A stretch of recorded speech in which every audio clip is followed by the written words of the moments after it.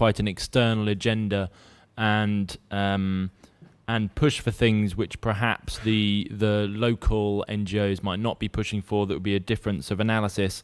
I think interestingly, in the group that I was sitting in, there's a colleague here from Afghanistan who I can't now see.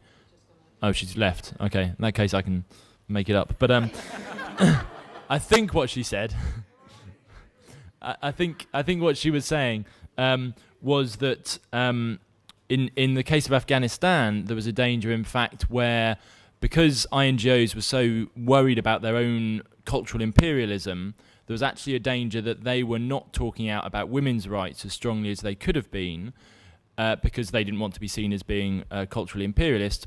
And therefore, it was actually setting back the agenda of people like her who work for national-based NGOs who are campaigning on women's rights. Is that anybody else in my group? Was that vaguely what she said? The international agencies were choosing topics on which to advocate, which were actually getting organisations like hers into trouble. For instance, the example she gave was advocacy around people's, I'm presuming here, but people's freedom to convert from Islam to Christianity. Agencies were advocating for that to happen.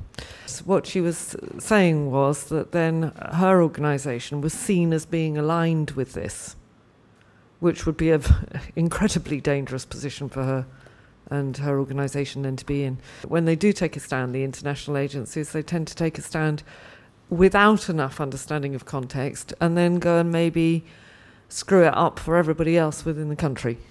I'm not actually going to try to summarize. I'm going to try to follow a line of thought which at least touches on parts of what we've been talking about in this last session, and therefore I presume to some extent over the last 2 days. When I was a young man, which is an extraordinarily long time ago, I really believed in the importance of taking a stance. I thought that was the key thing. You've got to take a stance. You've got to stand up and be counted.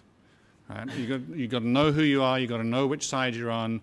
Stand up and be counted. People who didn't want to stand up and be counted, I could turn very arrogant towards in the process of taking a stance. Now that I'm unbearably old, I sort of think about things in terms of, no, what I want to do actually is achieve change. And I want to be part of processes which achieve change for the better in people's lives. And there are different ways in which one can do this. And taking a stance and being strident and wagging one's finger is sometimes, in the right circumstances, the thing which needs to be done. Whether in all circumstances I am the person who needs to be doing that, or whether there are other people who need to be doing that, that's a question to think about.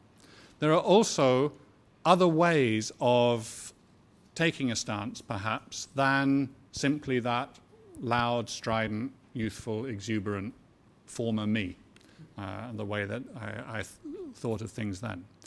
There are also other things to do which are persuasive, which are going to win points, which are going to influence people, apart from just that sort of that taking a stance. As I say, in International Alert now, we think very much about this concept of non-confrontational advocacy.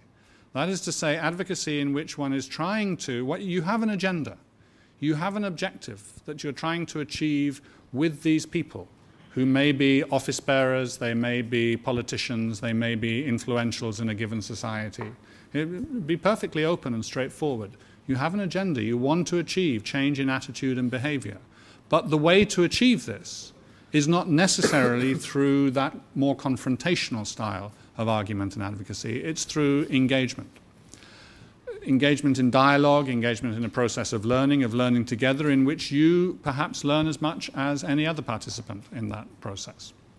And along with this, I think, then goes that, of course, there are, alongside of this, other things which are not advocacy at all, which are also a part of being effective and achieving change, and change for the better in the lives of ordinary people.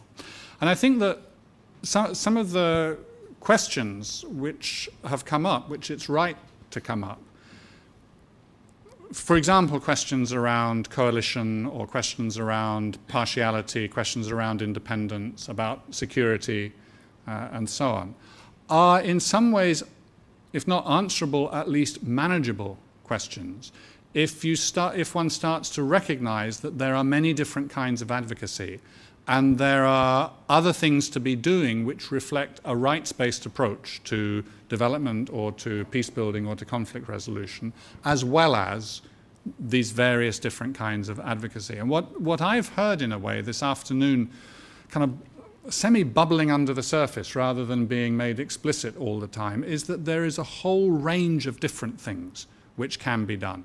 And advocacy as, what should I say, as classically conceived or as normally understood, as normally expressed, is one of those ways of working.